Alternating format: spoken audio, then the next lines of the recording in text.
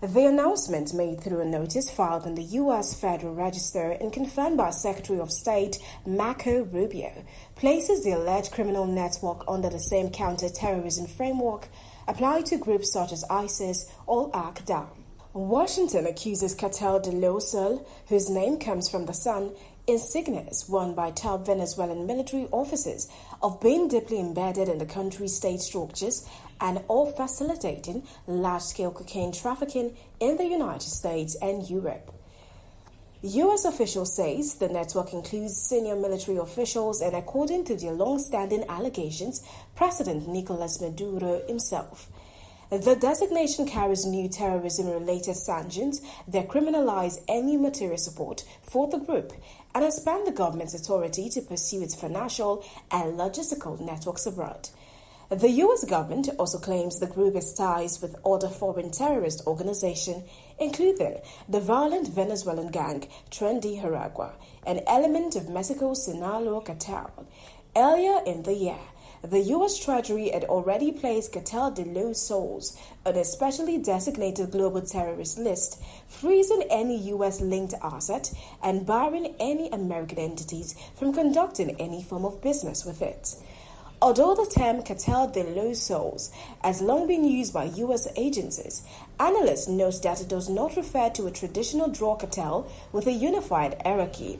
Instead, the phrase is widely used to describe a diffuse network of corrupt officials who allegedly participate in or facilitate drug trafficking operations.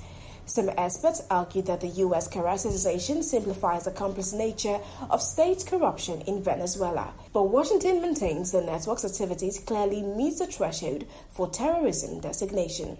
Venezuela reacted sharply to the announcement. The Maduro government dismissed the U.S. action as ridiculous and accused Washington of fabricating the existence of the cartel to justify aggressive moves against the country. Foreign Minister Van Gill said the designation was merely another attempt by the United States to undermine national sovereignty and prepare the international ground for possible interference or even military action.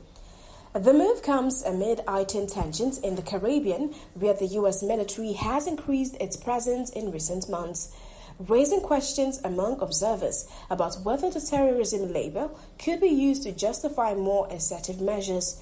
While legal experts caution that an FTO designation does not automatically authorize an invasion, it does widen Washington's operation options on the U.S. counter-terrorism law. International legal scholars and human rights observers have expressed concern that the designation could further inflame diplomatic tensions and complicate any future political solution to Venezuela's crisis.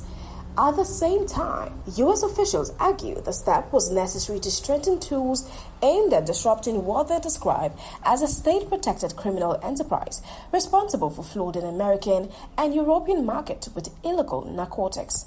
The decision is expected to place additional financial and diplomatic pressure on Maduro's government as Washington continues to isolate Caracas.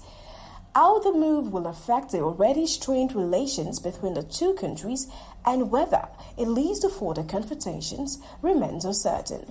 From the global scene, I am Soher or Sereki, reporting for BTV News.